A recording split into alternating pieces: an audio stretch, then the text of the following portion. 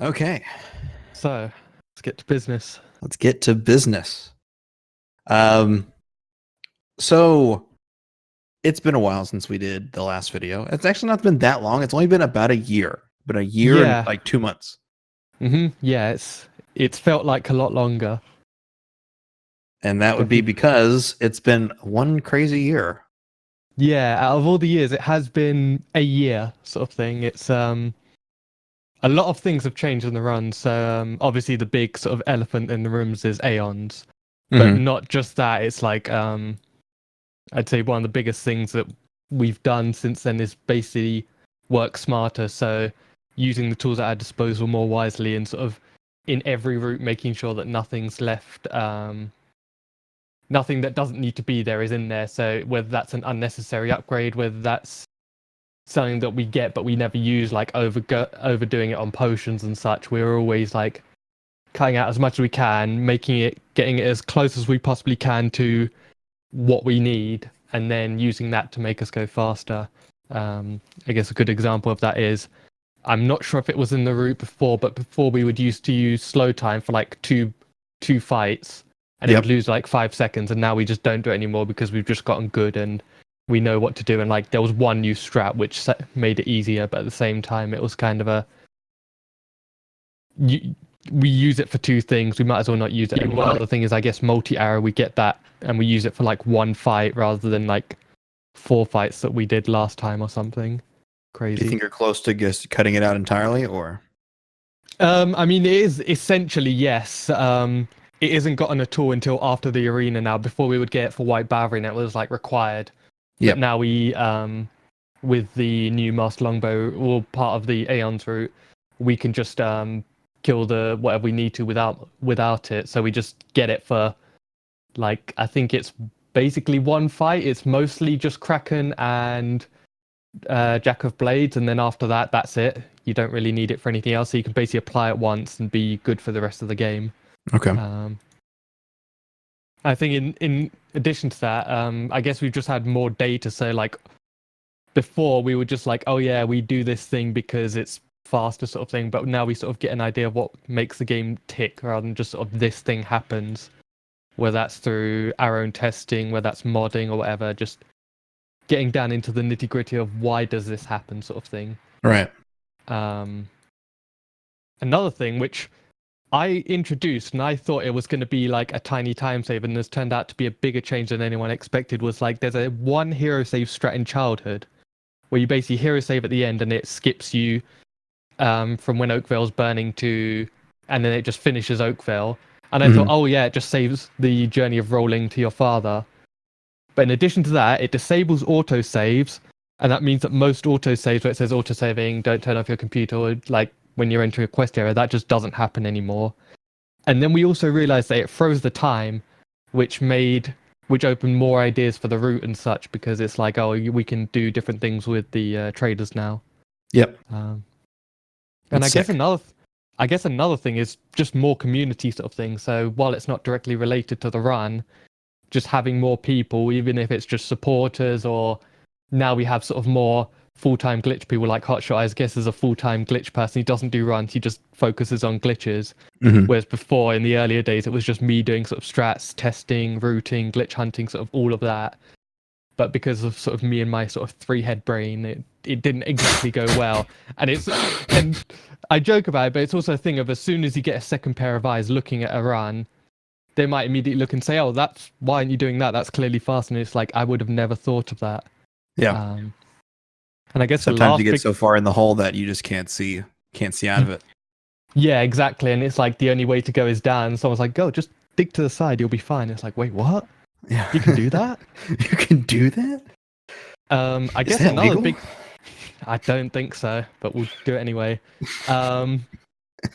Another big change is, while it was unofficially a thing, we've finally changed it to having loadless time as the primary method of timing. I'd say probably around this time or earlier last year, we sort of got rid of RTA. We realized how bad RTA was sort of when it came to comparing something against me versus clean. It was like, oh yeah, there's like a 1.5 minute difference when we tie IGT. So that's clearly a problem. basically cheating, buying my way to a world record if we don't change it. Yeah. But it was the thing if we had to change it for everything because there was old runs that used an old load remover. So we had to like figure out how much time that saved and sort of approximate that and do that for every run and make sure that Speedrun.com didn't throw a hissy fit when we changed it because we tried doing it before and it ended so badly. It took quite a while, but we're finally done. It's finally over and we can pretend that RTA never happened. Which is funny because the last video was mainly in RTA, I think. And then we switched over in-game time. But yeah, it's whatever. It's in the past.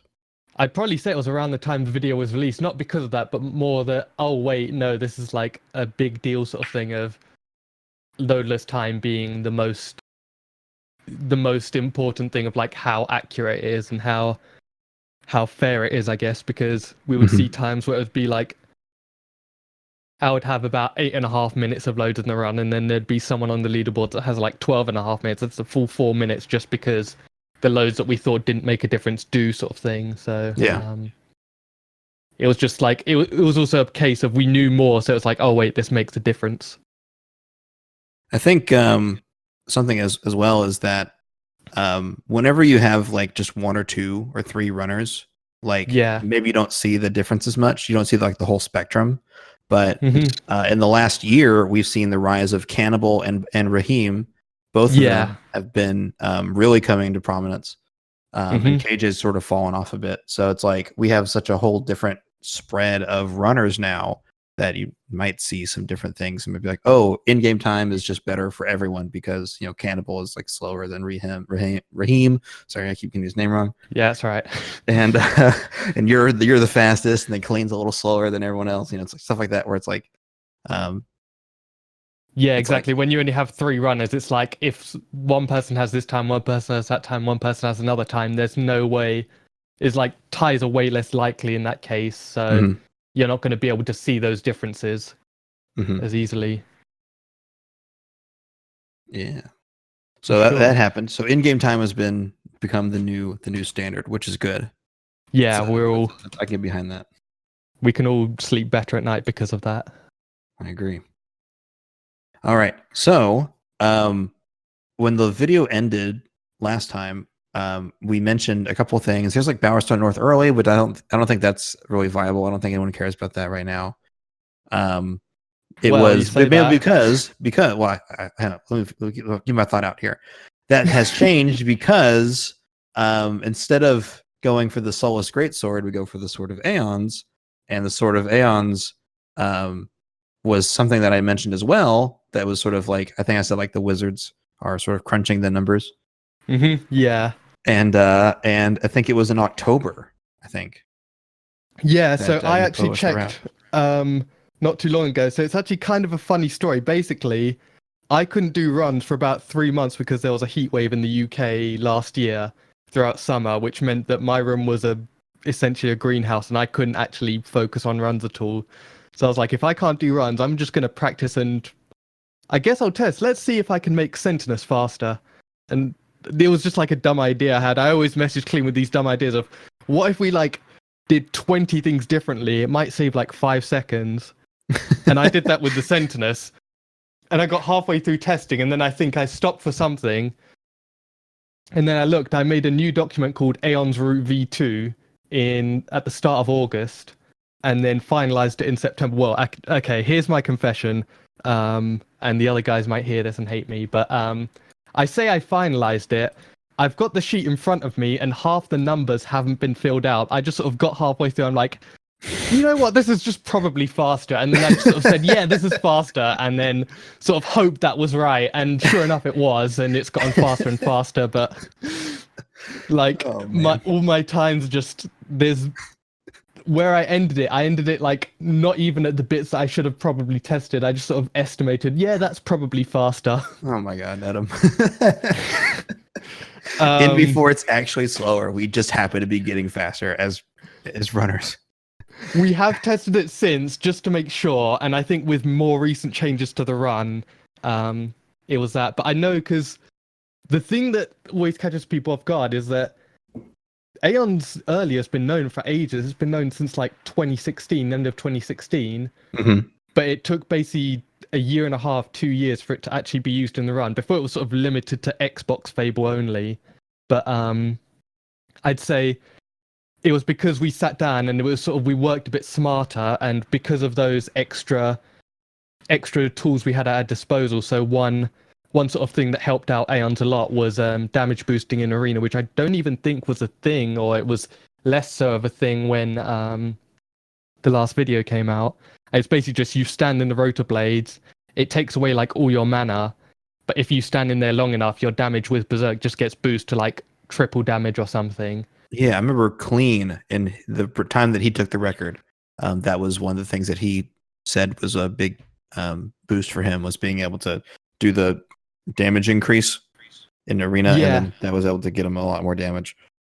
Yeah, exactly. And that sort of helped with the big concern I had, which was one of the things I never actually timed, was the arena fights. So things like the Rock Trolls and Arachnox, they take a whole bunch of damage from our old Master Greatsword route, but because the Sword of Aeons is a light weapon and it doesn't have a piercing augmentation, it didn't actually like do that much damage. And that was like, even back then when I was testing it, that was my concern until damage boosting sort of came around and was like, oh wait, no, this is going to make it sort of the same thing. So it was a case of that happened at the same time to make it easier. And then in addition to that thing that I mentioned before about hero saving in childhood, where it froze the time, that suddenly meant that we could do more things with the traders, and like suddenly the trader that we would normally have to spend 30 seconds trading with, we would only have to spend sort of 15 or 10 seconds trading with, sort of thing. So we managed to cut out a lot of trading, which also sort of contributed to the time save, because it suddenly went from we need to trade for like 40 seconds to get Solus to we trade for like 10 seconds and then we've got it. And I guess now we barely even use Solus at all. But do you actually buy the Solus Greatsword in the route?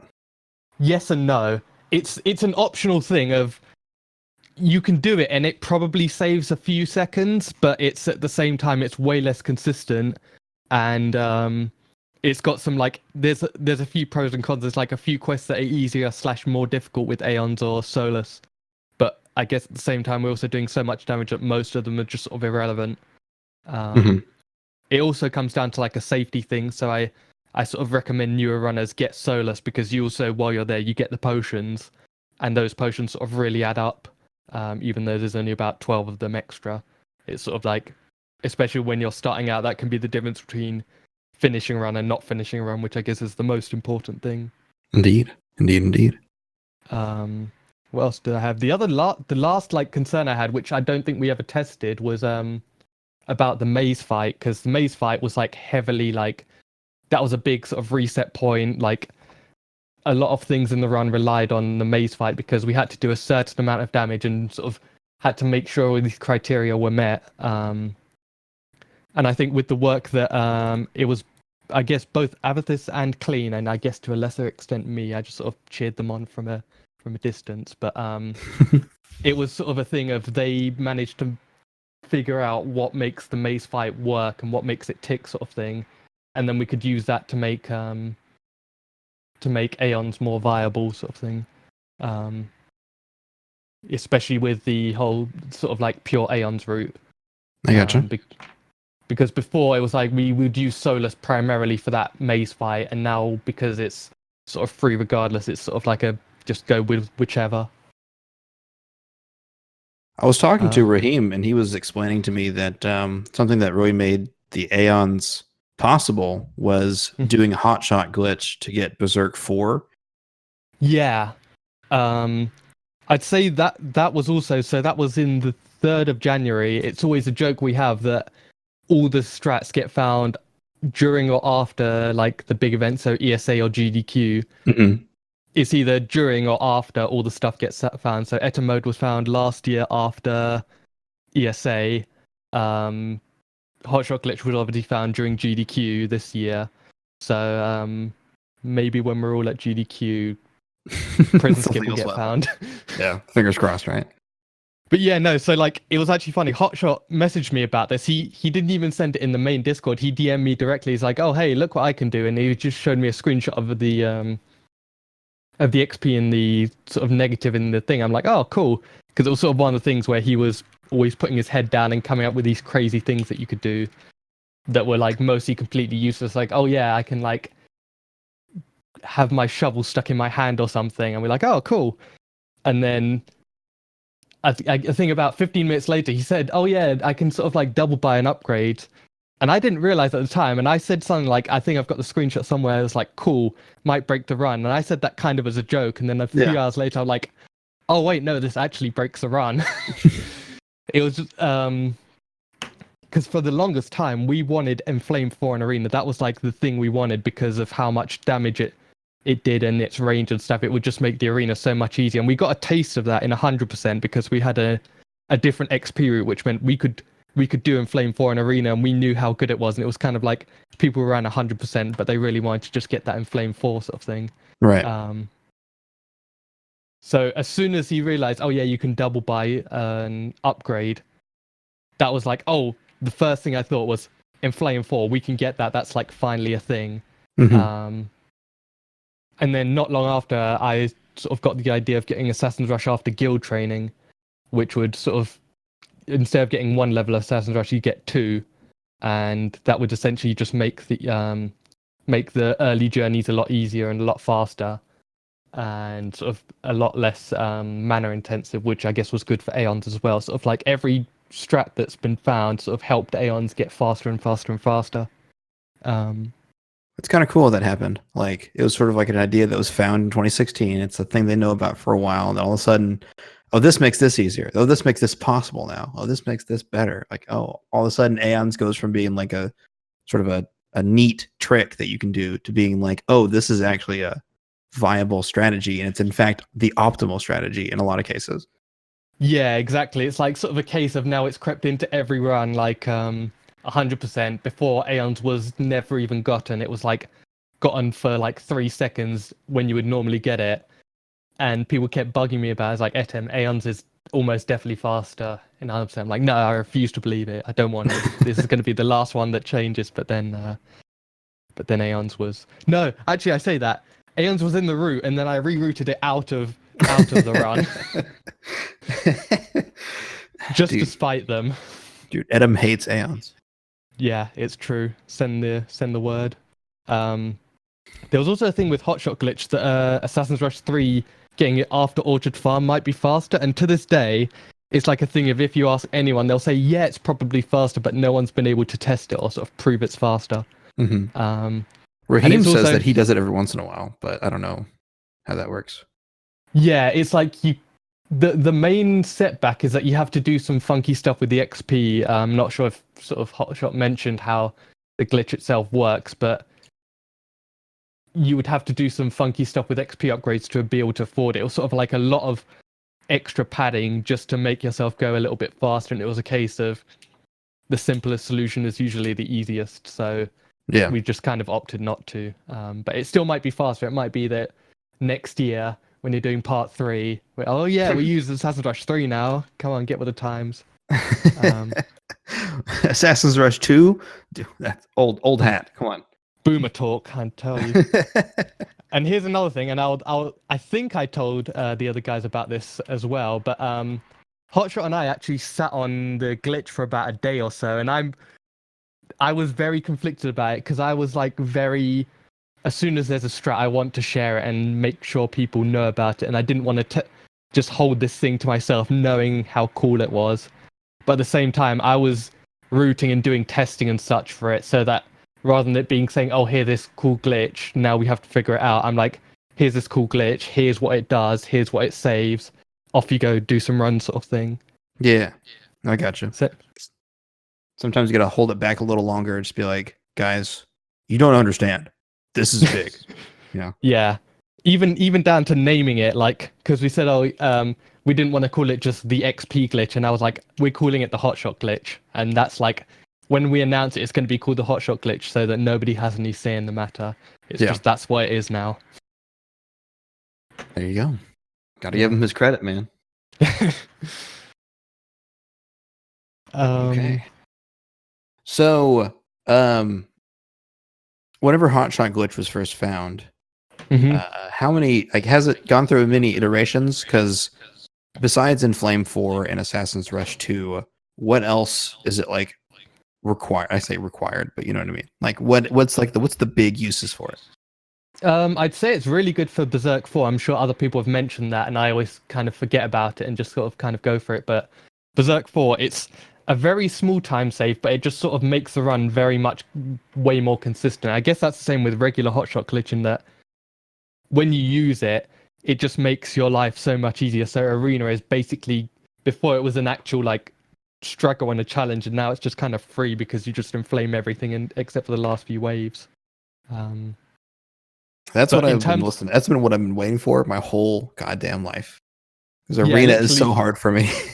You just press buttons. You just press 2, and then you summon spam a little bit. You don't even need to summon spam as much anymore because of XP augmentations in Aeons. You can just sort of inflame for days. Do you guys still need to have like a really high multiplier and then use the Aegis potions? We use that. Okay, we use that in one instance now. We've managed to scrap completely Orchard Farm, where you can do that without any Aegis potions. You just need like a high multiplier. White Balverine is the only one we use Aegis of potions for.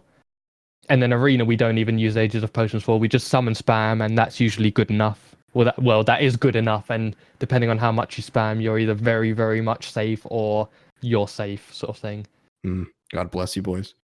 I know. But in terms of, like, I guess Hotshot Glitch, it hasn't gone through much change. It's sort of, there's been a little bit of back and forth about Assassin's Rush 2 and 3, but aside from that, not much with Hotshot Glitch has changed in any percent. At least with 100%, it's changed a whole bunch and such. But I gotcha. I think the other changes, it's I guess one of the more recent additions is, and I'm going to pronounce this very carefully, it's Jack's Hit. It's not Jack Shit. No matter what anyone tells you. And it's a cool strat Raheem found where basically you just fire your arrow at the start of Try to Stop Jack, and then from Witchwood Colours Gate you just kind of land it on Jack and it just starts the cutscene, so you basically skip that journey. Yeah, it saves like 10 seconds, and it's more just for like, even if it saved 5 seconds, I would still probably do it just because of how cool it is. Of, oh yeah, I'm just gonna just sort of boop this guy from across the map and start a cutscene. Yeah, you know, just casually lob a sniper. Just pow, got him. Yeah. Exactly. When I first saw that, I watched Rehim's run the other day, and when I first saw that, I was just like, "Holy shit!" At first, I thought this is going to be such a tough setup. Like, why did he do this? Because it's going to be like another reset point. But it was like, oh wait, no, this is kind of okay. As soon as you find the setup for it, it's actually like really easy and basically free. It's free until I mess it up on a good run, and then I'll say the exact opposite. I'll never do this ever again. Yeah, but even today, like, new stuff is being found. So, for instance, Amethyst, she messaged me and she was like, "Has anyone tested Hero Save Me in Childhood to see if like you can get gold?" I'm like, "Yeah, I've tested it, and like I'm pretty sure it doesn't work." I was like, "Actually, let me just test it again," and it turns out it worked. So now the optimal childhood strat is you go to the cheater, you take his gold, you hero save and load, you've got 1 gold. You do that again, you've got 2 gold. You do that again, you've got 3 gold. And that saves like 3 seconds. And even just, that's right at the start of the run. That's like the most optimized split in the whole game, sort of thing. And even now, new stuff's being found just from what happens if you just like do that. And it's like, oh wait, no, that actually works. So does that save time RTA or specifically in-game time? Specifically in-game time, but I'm pretty sure RTA, it's either the same as the old route, if not about the same sort of thing, because the loads when you're in-game are a lot faster sort of thing. So rather than going from the menu to in-game, it was just kind of a thing of, I tested it and it was one of those stupid strats that saves like 5 seconds IGT and loses 5 seconds RTA. There was another one, I'm not sure if anyone's ever mentioned to you about that teleport strat we do in the Northern Wastes. I saw it in Raheem's run. Yeah, I try and explain it sometimes, and basically the response is just question marks, but basically we do a bunch of teleport. It again came from a dumb idea. I'd message Clean and be like, I've got a dumb idea. And it was like, oh wait, no, this actually saves time. I'm so sorry. But so the best way I could probably explain it is that whenever you're halfway or more than halfway, if you're whenever you do it, sorry, I'm gonna rephrase that. No, whenever you do the teleporter with the guild seal, it picks the closest exit to you, and then whenever you recall, it puts you in front of that closest exit. So if you go more than halfway through a level or through like a long region map, whatever you want to call it, and then you like teleport out and then teleport back in, you're now at the closest door, which could be on the other side of the map. Yeah, and then you sort of expand on that by using recalling, because from there you can recall back to places that you already want to be. So like by doing some extra teleports, it was kind of a thing of we didn't want to be adding extra steps, but at the same time this was actually faster. You then do some extra teleports, but then that is basically setting up so that as soon as you get to Snowspire and that cutscene's done, you can just teleport back to where you need to very quickly, sort of thing. And it makes the journey from, I think it's the Snowspire when you first find out about the Oracle back to Necropolis like really fast. Yeah, you basically do that in like 5 seconds now rather than like 15, but you lose the time extra from teleporting earlier, but it still saves like 6 or 7 seconds. Okay. And it was a thing of, because now IGT is the primary thing, we don't even think about RTA. It's like kind of a no-brainer that people do it now, because it's not like, oh, I kind of want my RTA. It's like, forget RTA. That's old news. That's right. That's what I'm saying. I think it's interesting to see new IGT strats kind of appearing. Yeah. Because I think at one point the old load remover was like different, and so there was a bunch. I remember we talked about it at some point. Was the fear that sort of like using the guild seal to warp everywhere would be like the predominant movement, and that would be like boring and not cool. Yeah, and I mean for a while it was faster, but at the same time it was so situational, because stuff like you can't teleport while you're on a quest for the most part, sort of limited that quite a lot. So I know some people had those concerns, but even at the time I was like, those are pretty unfounded, and even if they are, it just means sort of less wear and tear on our hands. Yeah, don't have to roll as much, don't have to mash the W button. Exactly.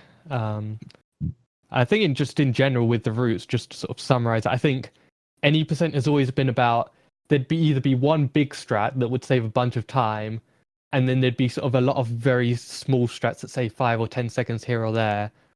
Whereas other categories, I say the best way to summarize it is time save with a death by 1,000 strat style, where I just sort of joke that there's an annual where I say, oh yeah, we've got an annual hundo reroute because I'm going back to hundo now and I'm just going to reroute it. And we joke about it, but it actually does happen, because so much stuff gets found in between the time that we run 100% that it's like, oh yeah, we can just change the route and save like 5 minutes every time. It's nuts. It's nuts to think about. But I mean, you're not wrong. It's like in a run so long, there's so many little things. That's like, oh, hey, we actually save 1 second if we go left instead of right. It's like, oh, okay, cool. So let's do it. But let's do that now. Oh, we also save like, another 30 seconds if we do this instead of that. It's like, oh, okay, cool. Let's go this place and that instead of that place. Yeah, but then with 100%, I end up overcomplicating it by basically reinventing the wheel every time. So this year we had 2 small reroutes, but it was because new stuff was found after every one. So the first one was using Hotshot glitch, and then the second one was using Etem mode, which we'll come back to later. Might I suggest you might consider creating a strat archive? Yes. Well, here's the thing. I had an idea. I messaged Clean about it, and it's only in the idea stage. But I had the idea because I'm the Fable boomer of the community, and that I've been around since the very start. I had the idea of what would happen. I kind of had a cool idea of if I made a video about every segment of the run and how it's changed. So the original 2010, 2013 route, what's changed since then, what was added, what was changed, what made it faster, sort of thing. Because some segments have been very interesting in how they've evolved. So before they would be very sort of slow, laborious, and now they're just sort of the freest segments in the game. So that would kind of be a sort of more archival thing of here's how we used to do it, so that rather than just sort of spreading it through Chinese whispers, there was actually a sort of a base. But I think a strat archive would be good of kind of like a sort of a knowledge base sort of thing. It's something I've wanted to do for quite a while, but it's just I've never been able to because I'm a brainlet. But yeah, I get you. The last video we did, Ratchet and Clank, one of the things that really impressed me and CJ was they're like, hey, has anyone shown you the strat archive? I was like, no. And okay, here's a Google Excel sheet, and it had every planet, and it had like every route that's ever been done, how fast it is. It had like a video associated with it so you could see it. Had notes on every one of them and like how hard it was and stuff like that. And it was really interesting to see, like, literally they just took note of everything that had happened before, like showed you a visual of it, and then like what was the most optimal, and they compared them all so that obviously you can go back and make your own route and make your own stuff, but just like they had kept track of everything. Yeah. And I think every world record, every video, everything, they did just taking notes. Like, okay, this video was the first run to use this skip. This is the first one to use this thing, and it was just super extensive. And at a glance, you're able to see, oh, this helps him save here. This helped him save here. This glitch was useful for this planet. And then it just shows you all the time saves, and it was really awesome. Yeah, but it made your life easier. It really did. It really did.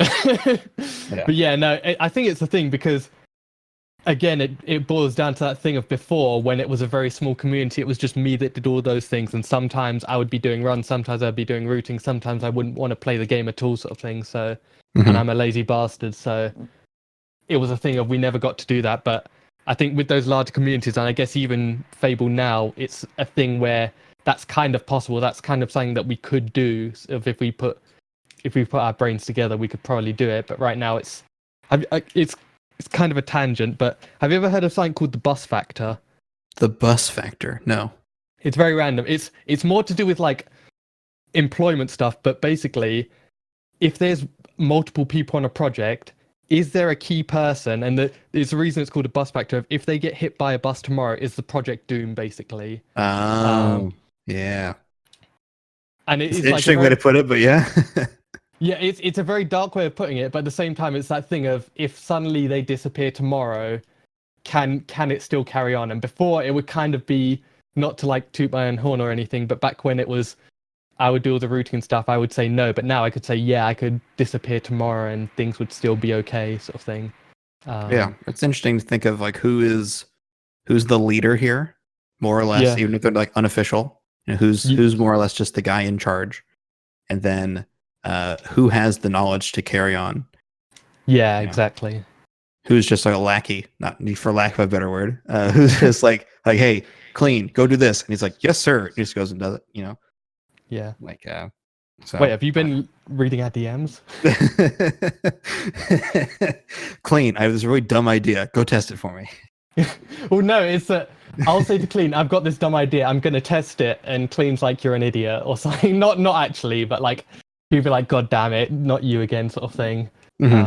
Whenever I come up with these dumb ideas. But now I've sort of settled down on the dumb ideas for the most part. And now people are throwing ideas and I'm sort of able to expand on them. So it'd be like, oh yeah, what if we did X, Y, Z? And I'm like, oh yeah, no, we can do that with this, and that sort of thing. So things are more of a jigsaw now, sort of able to put them all together as one person. So speaking of sort of slowly dropping. Oh, yeah, go ahead and get that fixed. A little buzz. Yeah, it's good. You're good. It's a little buzz. Hang on. I might want to like adjust your cord a little bit. That's actually just the echo from me like moving the stand. Should be fine now, I think. Yeah, it's calmed down. Cool. I think maybe your stand was like reverberating a little bit. I need to upgrade this. It's a pile of dog shit. All right. Well, transitioning from that. So, speaking of multiple people in the community now, so KJ has more or less retired. I don't think he plans on doing any more runs, and it seems like every time he starts doing runs, he gets kind of frustrated very quickly, and he kind of drops it. So I'll ask, do you think it's a coincidence that whenever KJ is done, that all of a sudden 4 different people have the world record back and forth in like less than a year? To be honest, I think it is a coincidence because at the same time, like I mentioned, around the time that KJ was sort of getting his last few runs and last few records, I was doing sort of a lot of the behind the scenes stuff rather than doing actual runs itself. I think my PB stood for like a year or something, and I just never improved on it because I was sort of doing strats and stuff. And like when Aeons was found, that was that kind of a push of, oh yeah, we can kind of make this go faster. And I think around the time that we was last doing the video, Clean just got the record. And that's sort of because at the same time, KJ had sort of a 3.5-4 year reign of it was only him getting the record and then he would improve it upon himself sort of thing. So as soon as the second person came in, as silly as it sounds, it's like, oh wait, if a second person can, I guess I can as well. So it was kind of we were all working on new stuff, and then it all happened around the same time. So as soon as the new stuff was being developed, KJ was sort of taking a step down. And I think it's also a thing of the weird thing is that TLC runners, we always do runs in waves. So there'll be like a big a hundo wave of people, 3 or 4 people would be doing 100% at once, and then we'll all sort of stop around the same time, and then by chance we'll all sort of go to any percent all at the same time sort of thing. And I think one of those waves sort of came on where Clean, myself, Cannibal, and I don't think Rain was in the scene around the time KJ retired, but no, I talked to him and he said he started in like February or March. Yeah, but I think it was a coincidence, but I think the addition of all the new strats and Aeons and such just made it sort of more attainable rather than having to be very mechanically perfect. You could kind of sort of get away with other stuff. Yeah, I think I was at a glance, it looks like a coincidence, or it looks like it's more related, but I think deep down it's not all that related. Yeah, we know in our hearts. Yeah, because with the Aeons route and Hotshot glitch, you just have so much more time save. And without him playing at all, it's like he's not going for world record. But I don't know. I think I don't know. Records are kind of the whole one thing that I want to move away from with the videos. World record culture. Yes, I was about to say those exact words. World record culture of like the world record is the most important thing, when I think it's not always the most important thing. Yeah, exactly. Like to put it in the nicest possible terms, and I don't mean for Fable by any means, but there's a term that's thrown around which is called grind monkey, which is basically someone who just does like 12 hours a day of improving the run over and over. And while it is impressive, it's like, well, what about all the people behind the scenes that sort of made that happen? And all the people who can get very good runs with a certain route. So, for instance, that KJ's run is still good today, even though it's 4th or 5th place or something on the leaderboards. It's still good. In that time, that was a very, very good run, and it's still impressive to look at today, rather than maybe an unoptimized world record or someone who just grinds 12 hours a day, gets the run, and then sort of doesn't really do much else. Yeah. I think you definitely hit the nail on the head of the world. Everyone sort of sees the world record and like that's the most important thing, but at the same time, it goes for anyone. It's the big head honcho sort of person is the one that everyone looks at, but we can just sort of do what we can. I think the Fable community is good in that I think now that multiple people have had the world record, there's less of a world record culture. So yeah, specifically with Fable, I think it's more like there's now 4 like top runners that are all really close to each other and they're all really good, and so it's all kind of like, hey, everyone's a part of the team. It's a community effort now. Yeah, exactly. I think it's not really a world record culture we have. We have like top runners. We have people who are very good at sort of specific things or very good at runs, but you can't really say any of them are really better than the other one. They're just sort of very good in their own regard. So some people are better at grinding, some people are better at routing, some people are better at the longer runs, shorter runs, stuff like that. Speaking of which, so I know we just talked about world records not being that big of a deal, but It was a big still, deal. it is fun and interesting and a big deal and a big part of the speedrunning sort of zeitgeist, more or less. Yeah. So you got the record again after 4 years. Yeah, that was the word to describe it was surreal. Again, I mentioned that heat wave, which meant I couldn't really play well. So it was a case of new route practice, sort of like segment practice. So one thing I sort of remember doing very fondly, like quote unquote fondly, was for instance, Archaeologist 2 practice. I was losing like 15 seconds there. So I made a save with the sort of perfect thing, set up Archaeologist 2, made splits for every single map, and then figured out exactly where I was losing that time, sort of getting down into the nitty gritty, doing the maths of it, sort of thing, figuring out where I was going wrong. And then with that, I sort of made a comparison thing in live split of target splits of this is what I know I can do with my current skills, put in all these times, and then it was like, okay, this goes under world record. I think I've got a shot at this. But even then, I think I can't remember the exact time, but I remember I jumped from like third place to first when it actually came around to actually doing that one run. It suddenly went from this is a decent okay run to suddenly this is world record pace sort of halfway through the run.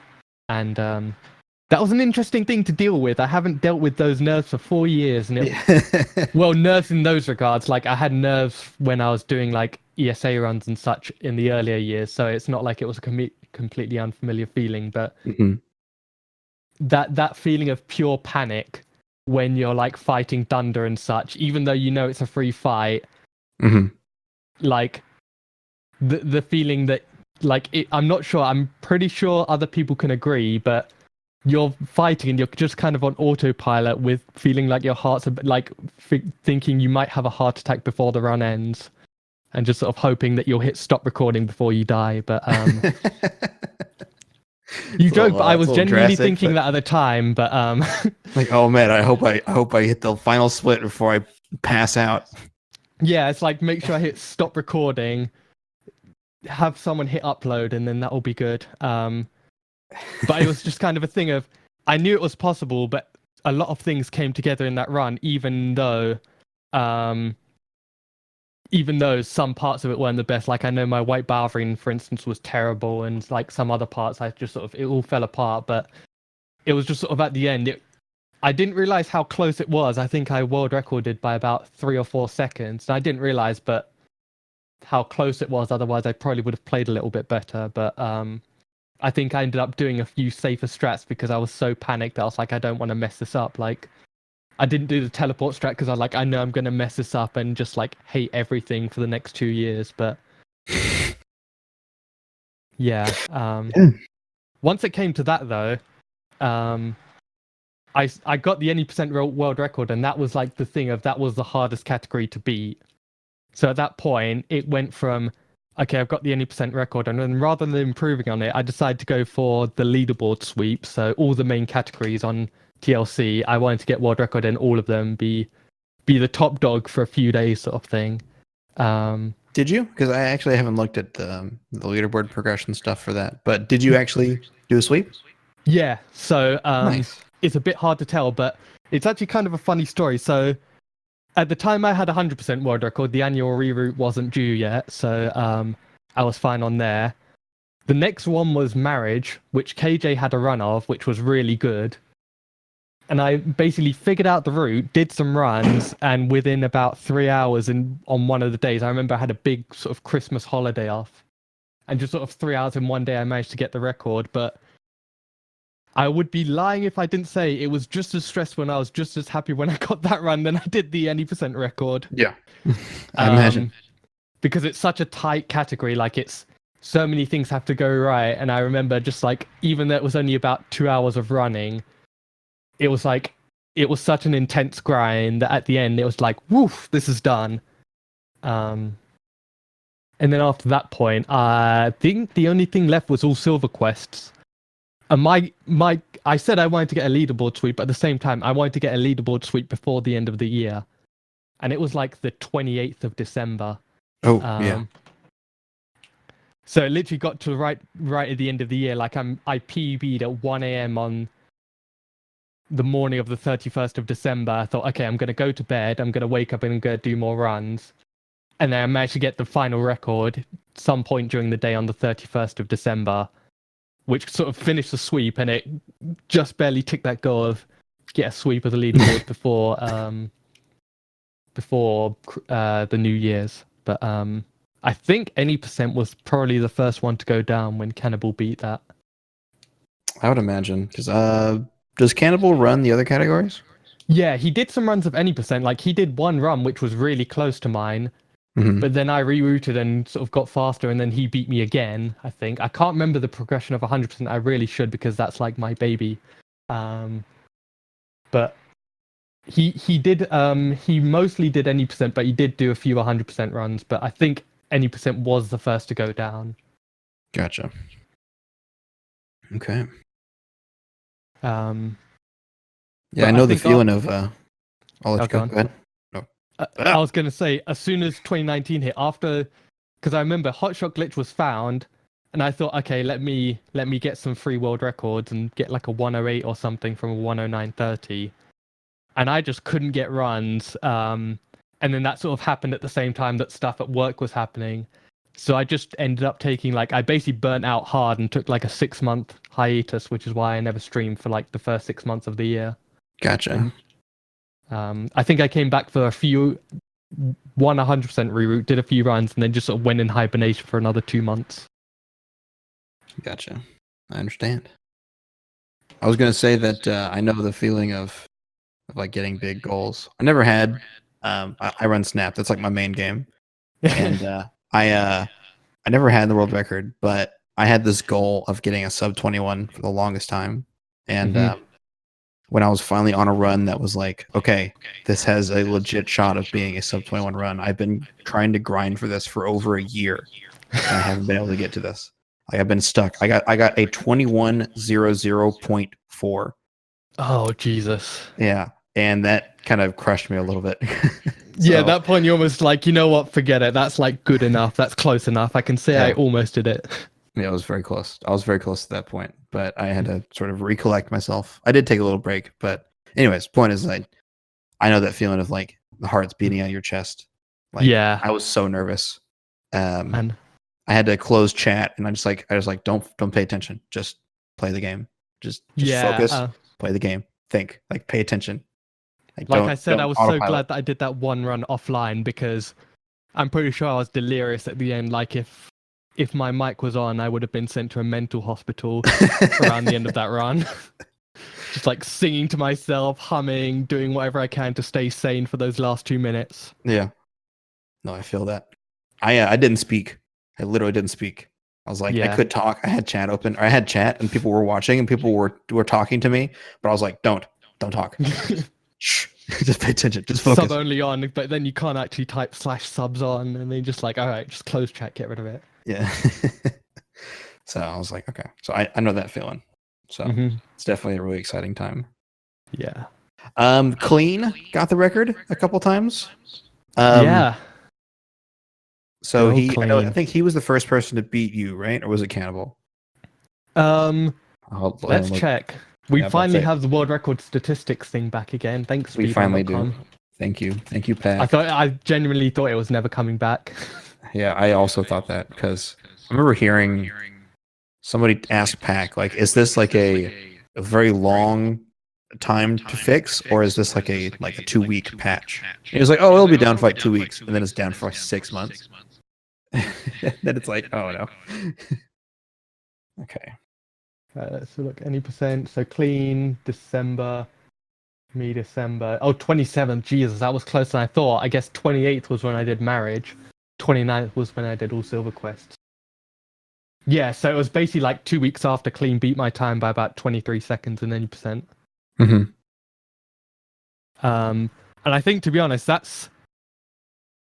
Clean's been my buddy for nearly 5 years, and the thing I can say is that he's incredibly, incredibly consistent. Like, he's very much the jack of all trades runner. He can do sort of any and every category well. So, I'd say the thing I'm good at, not only like routing and stuff, but I'm good at like making a route and just sort of belting out a few runs of his, like, almost like here's some proof of concept style runs, which may not be the best mechanically. Like, it might not have all the movement optimization and such, and maybe I teleported to the wrong spot 3 times, but it's like more of a proof of concept, which is what I sort of excel in 100%, because I can do these, I can reroute 100%, do the runs and say, okay, here's a proof of concept, but then in reality, as soon as someone sort of comes around the corner who's better mechanically, they just sort of beat me and cleans that person at the same time. So I'll do a run and be like, okay, that was good, and then I'll move on to something else, whereas Clean would be like, okay, let's make this go faster, sort of thing. Yeah, let's actually get down and actually start getting this optimized a bit more. Yeah. Whereas I'm just sort of the one and not even one and done. I'll do like 3 runs and then be done for a while and then do a different category and come back to it. Whereas Clean's more inclined to stick to one category for a very long time and then move on to another category for quite a while, whereas I just sort of hop between all of them indiscriminately. Gotcha. Yeah, it looks like Clean was the first person to take the record back in the beginning of January, and then Cannibal would come by and take it back on the end of January. Yeah, you can kind of see that graph just sort of, it stays very static and then it just sort of drops again. You can see all the dots. Indeed. Is the speedrun.com one in game time? Yes and no. So the fix we had to do, because we was concerned, this was the world record statistics thing was something we was concerned about when changing to IGT, because it would basically give no time. So what we had to do was we had to go back to every single old run and set their game time to be the same as their real time. So that's why you see just like a massive drop at some point, because that's when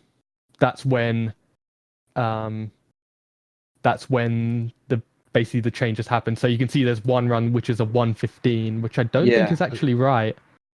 Is that the first time Clean takes the record? No, I wouldn't be right. No, so I don't know actually. I think it was because at that time KJ hadn't done any percent runs with the load remover or the new load remover. So there's like a bit of a weird bit in the middle. Transitionary period. Yeah. Which so then it goes back to being KJ again. Yeah. So history is set right there. But yeah, there is if you look at it, there's a really big jump. Mm-hmm. Okay. But yeah, Clean's a good guy. I have nothing but the utmost for him. I can't wait to meet him at GDQ, to be honest. Hell yeah, brother. 1 month. I'm also excited to meet y'all. Yeah, you don't have to record this bit, but what day are you arriving? I'll be there on Saturday, and then I'll be staying there the entire week, and I leave on Sunday. Did you manage to get a hotel sorted? Yeah. I got one. Nice. Yeah, I think I'm there I arrive on the Friday, because obviously I'm coming from the UK, but I'll probably be like dead for most of the evening, but should hopefully be around on the Saturday, and I can come around and meet everyone. Oh yeah, you're gonna be jet lagged to hell. Yeah, apparently it won't be as bad coming there, because it's going west is where the jet lag hits. But it's at the same time it's a 10-hour flight, so not fun. Sometimes it'd be like that. Yeah, but you'll get to get some sleep and then wake up on Saturday, and then everyone will start showing up. So yeah, exactly. It could be worse, because like day 0 GDQ can be like really weird, because like some people are still arriving. The event hasn't really started, but people are kind of hanging out, and then it's like stuff really starts kicking off on Sunday. But yeah, I'm the day -1 person. At the same time, I arrive at I think my flight lands at 6 o'clock in the evening, by which point it'll feel like 11 o'clock as soon as I get off the plane, not including getting through security and such. So I'll probably just want to sleep then, and hopefully that will reset my sleep schedule to something. Maybe. Hopefully. You won't have a very degen schedule, but we'll fix that. We'll put a stop to that. Okay, back to the video. Yeah. So tell me more about Cannibal, as a runner. I saw him sort of start running a little bit towards the end of the year, like right after the video came out. I noticed that he was doing a lot of PBs and doing a lot of runs, but I think I kind of moved away from the Fable Discord. before Hotshot glitch was found. And so I don't know too much about Cannibal and like what he does and stuff like that. So tell me about. He's terrible. No. No. It was actually interesting because I saw him come up because at first sort of nobody was really paying attention when he was starting to get runs down. And I was just sort of keeping an eye of, this guy seems interesting. But at the same time, he wasn't really like, it was kind of a thing of he would submit some runs and maybe leave 1 or 2 comments and then that would be it. So it was like, mysterious person sort of thing. But then I could sort of see within about 2 months' time, because I'm pretty sure within about 6 months he'd gotten the record. But I saw within about 2 months, I'm like, yeah, this guy can do it. I knew that with everyone. I knew it with Clean, I knew it with Raheem, I knew it with him. I was like, this guy, he's got the ting. Yeah. He's definitely got it. I don't know whatever it is, he's got it. It's the ting, The ting. The ting goes. But even then, like, since then, even outside of doing runs, like I've seen him become sort of more and more of a member of community to the point where he became a Speedrunning.com verifier, and now he's a full Speedrunning.com mod and like leaderboard and Discord mod and everything, because like he's been such a great contributor and such a positive force for the community sort of thing. Like you'll never hear a bad word out of him sort of thing. He's always the one that's cheering people on, and he's really good. I can't wait to meet him as well. Dude, I'm excited. I'm excited to hang out with the Fable boys. It'll be great. So I guess it was... Go ahead. I was going to say, just like, it's a thing of Cannibal's very good at like specific categories, like, because his forte is mostly any percent, but then when he said, right, I'm going to do some 100%, I'm like, oh God, here he comes, sort of thing. Because you're shaking. Because I know he's sort of a force to be reckoned with. I guess, could you say the same thing about Raheem? No, yeah, absolutely. Yeah, he's the same as well. Of like, as soon as I see him doing 100%, I'm like, yeah, go Raheem. But at the same time, like, oh God, I'm in danger, sort of thing. It's like that one, that one picture of Ralph is like, I'm in danger, sort of thing. It's kind of like that whenever any of them do 100%. To be honest, but like again, I saw Raheem come up, and because I knew that I heard sort of rumors or someone said that he'd basically been doing nothing but practicing for 6 months behind the scenes. And it was interesting because I'd seen him in my chat and I just thought, oh yeah, he's just like someone who follows me and watches my streams as kind of like Fable speedruns. And it's like, oh, he's doing some runs. Oh, he's good. Oh, here we go, sort of thing. Oh, he's good. Oh no. Yeah, he's got the ting. He's got the ting.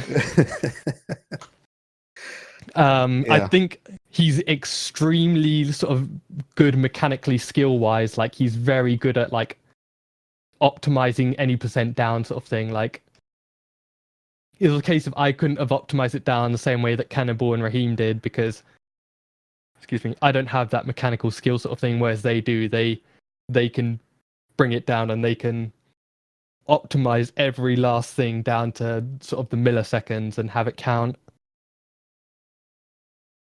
Yeah, I was talking to him earlier, and he was telling me that he got his first PC in February, so he wasn't actually doing any runs, but he'd been watching Fable runs since 2016. Yeah, so he's like well aware of all the things, and he'd played the game before, and he like knew all the stuff. And then it was just like a matter of like once he got his computer and he started playing, he just got to work. And he said there was a few weeks, or maybe a month, I forgot exactly how much time he said, where he would play for like 6 hours a day, go about his day, come back, do a couple more hours, and go to bed, and just like dream about Fable. Like every day. Yeah. So he was a man obsessed. And that's pretty crazy. It's good to have those kind of guys. Yeah, it's kind of like, because at the start, I guess that person would have been KJ, but then as soon as the second person comes around, it's like, oh, interesting, here we go, because it was the same thing of because KJ kind of retired. It was kind of, okay, where can this run go? And then it just kept getting pushed lower and lower. It's like, whoa, sort of thing, to the point where before people were saying that a 107 was like the limit of the run, and now a 104 seems kind of attainable. Not by me by any means, but it seems kind of possible, sort of thing. So it's very interesting to see. Yeah. I think Raheem's Necropolis lost him like 30 seconds or something. So Necropolis. good old Necropolis. Yeah. If you want no Necropolis, run Anniversary. Is that what do you mean? In Anniversary, Necropolis has the same RNG every time in that you know where to dig. Oh. It has a set RNG. Okay. Mm-hmm. So a meme has been thrown around, which has become less and less of a meme over the years, of Anniversary is a better speed game. Because even though casually TLC is better, there's been rumors floating around. People in hushed whispers will say, I think Anniversary might be a better speed game. Because partially because of that, and also because of the what the hell is the glitch called? Menu manipulation, that's the one. Menu manip's a big one. Yeah, because originally it was just gold, just getting gold, and now it's a thing of getting XP, and now we max out basically everything before Orchard Farm. Oh my god. So we're going pretty hard right from the get-go. And then that plus a few changed movement tech things, better RNG in the Graveyard, and no RNG in Necropolis. There'll always be the naysayers, but it seems like Anniversary may or may not be a better speed game. Maybe. Yeah. Man, but what a crazy year it's been since the last video.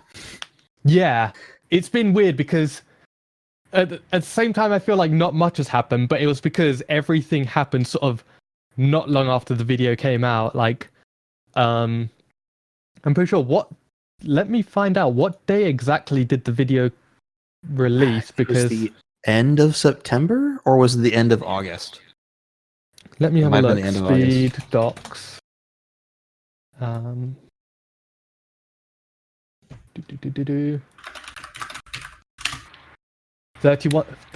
of August, 31st. Good job, me. Because I'm pretty sure Etem mode was discovered around the same time. I say, one sec. Let me search my videos.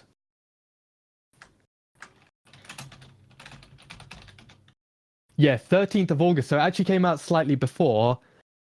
But back then, that was a thing of, that was a thing that kind of, it showed up and it was just kind of a neat trick you could do. But now it's made its first debut in an actual run in 100%. So like, that's one of the big things that's changed in 100% is that we can now do Bowstone North early consistently.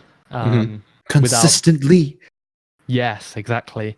We can do it without launching off some trash and hoping for the best sort of thing. There's a cool setup we can do, because even though I found the glitch, HotshotWire, he was the one that kind of tweaked it and made it like, because now there's different versions of Etem mode. There's like red Etem mode, white Etem mode sort of thing. But no, there's like different versions of it and we can kind of use them in different ways.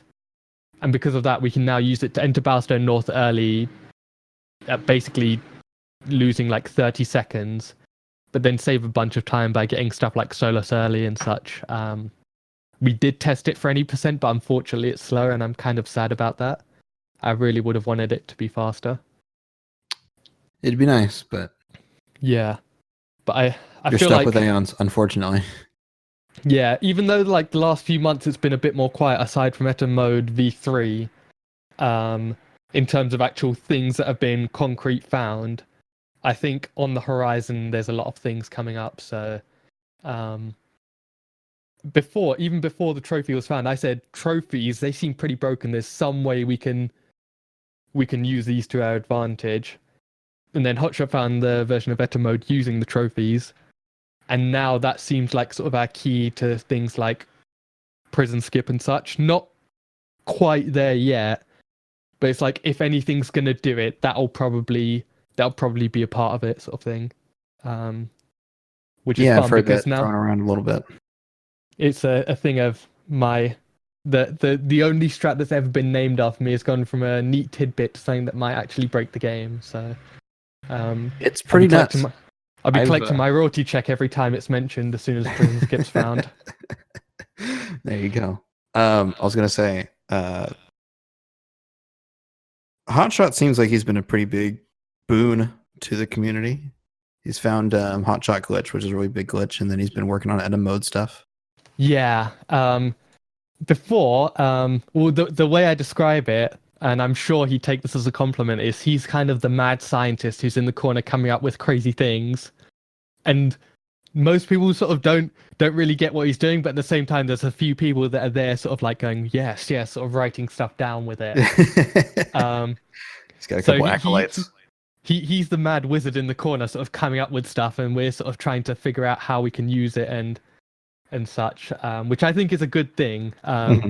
It's very good, sort of like, because he's got a very creative mind. And he can tackle things in very different ways to anything we would try, sort of thing. So we would have never tried going into the XP menu and doing the thing that led to Hotshot glitch, for instance. So I think having those people in the community is very much beneficial. It's very good. I agree. Yeah. I wonder if it's more or less beneficial to have someone who's not a speedrunner be the glitch hunter. I think it opens you to more diverse glitches, but they might not all be useful. That's the problem. Yeah, I think we also have that variety now, because we have sort of people who can come up with ideas who may not necessarily do runs, but have got maybe a very technical or programming mind or a very creative mind, sort of thing, of they maybe know how the game ticks, or then maybe they can figure out what makes the game tick. And either that or just being very creative with stuff. So like Hotshot, I guess, who's very, I guess, quite technical, but also very creative with his methods. Indeed. Okay. I think that covers the gamut of what I wanted to talk to you about. Yeah. I think the last thing is really what's sort of the future of the runs and such. I think. Go ahead. I think one thing that's, because we always have these holy grails and such for runs. Obviously, prison skip is the big one, but at the same time, I feel like that may not like ever happen to the point where I've put down a $300 bounty, or there's a $300 bounty on it that's been up for and sort of increasing for several years, and no one's sort of. I guess Hotshot's the closest person to claiming it, because there was a partial prison skip found in TLC. Sorry, an anniversary. We call it not quite prison skip or prison skip. Because you don't actually skip prison itself. You just skip the bit just after prison. But again, that uses Etem mode. So I think that, and we've also talked about like sort of a little bit more thinking outside the box rather than limiting it to, okay, how can we? Because the three big things we'd want to skip are arena, graveyard because of the RNG related, and prison. But then I've started thinking a little bit outside the box of, okay, what if we skip those, not by doing anything within the quest, but something without the quest. So an idea I've had is to basically, if we could figure out how to start Gateway to Hook Coast early, that would be like, I think that's the next biggest holy grail, which maybe is possible. Because if you can start that early, and this is going to be some insane rambling a little bit, so go ahead. So Gateway to Hook Coast, you need to be in Darkwood in order to start it, which you can unlock right from the start of the game. And that's the only thing that lets you get to Hook Coast, because Hook Coast has no entrances and no exits. And you need to get to Hook Coast in order to unlock the Northern Wastes. But then once you've unlocked the Northern Wastes and Hook Coast, you've basically got every map you need to complete the game. And I think that's the biggest issue with potential skips, is that you still need to figure out a way to get to that map, sort of thing. You can't just jump over something and then you're there, sort of thing, because each map is its own separate area. Right. So it's the thing of, if we could activate Gateway to Hook Coast early, we could basically do that from the start of the game and skip. So we would skip potentially Bandit Camp, the first Archaeologist quest, White Balverine, Arena, Archaeologist 2, Graveyard, and Prison. So it'd be like all of the bad bits of the run, or all the bits that people hate, would be gone, and it would suddenly turn into a 40-minute run overnight, which would be amazing. Yeah, it would. Even if you couldn't, skip Bandit Camp, like maybe it's like right before Arena. Even if you could skip Arena and or Prison, just like such a huge chunk of the game removed. Yeah, exactly, because a lot of the run is sort of in those few areas, because it's Arena, Arc 2, Graveyard, and Prison sort of take up about maybe half an hour of the run or something. And it may actually be that's the case, because the idea I've had with this is there's one area which you may not be able to unlock right from the start of the game that you would need to finish the game from Gateway to Hook Coast, which is Knothole Glade for the Thunder fight at the end of the game. So I thought, you would maybe have to play up till the first archaeologist quest in order to do that, because that unlocks Witchwood, and then from there you could go to Witchwood and get to Knothole Glade, which is fine. But the very first area you go to and try to stop Jack is Witchwood Cullis Gate, and it's a thing that I've wanted to test of, if you never enter Witchwood Cullis Gate, and the first time you enter it is during Try to Stop Jack, does it unlock? Because if that is, then you could technically go to Gateway. If there was such a thing was found, you could go to Gateway to Hook Coast right from the start of the game. Because that would unlock that Cullis Gate, which would let you go to Knothole Glade, but without that, so... a lot of food for thought. Yeah, mad rambling over. And still, it's good that there's hope for something out there. Yeah. Because it's always like, okay, we have ideas of things we could do, interesting concepts we can work towards. Whether they're going to happen or not is up in the air. But just the idea of like, hey, we'll get there one day. Yeah. And I remain in hope for everything except for Prison Skip. So plug. I've got a video in the works which is tentatively titled Prison Skip and Why It Will Probably Never Happen, because I'm putting that title because I'm so confident it will never happen because of all the stuff we've tested that just leads us nowhere. I just feel like it's never going to happen, and the only way to skip it is to sort of think outside the box sort of thing and skip it without even doing it. Yeah, skip all that. Yeah. Okay. Well, I almost called you Clean. Well, Etem. Yeah. Thank you for chatting with me. It's been a very interesting talk. Yeah, it's been... I hope you've had enough content from that. It's been over an hour. Yeah, I would say this one's about as long as last time. Yeah, I got a lot to say. That's why, because you sent me the questions, and I immediately I've got a lot to say about all of these things. Yeah, well, it's good. It's good. Yeah, I'm sure I'll be using a lot of snippets there. So sounds good. But yeah, cool. I guess that'll do it. Do you have any sort of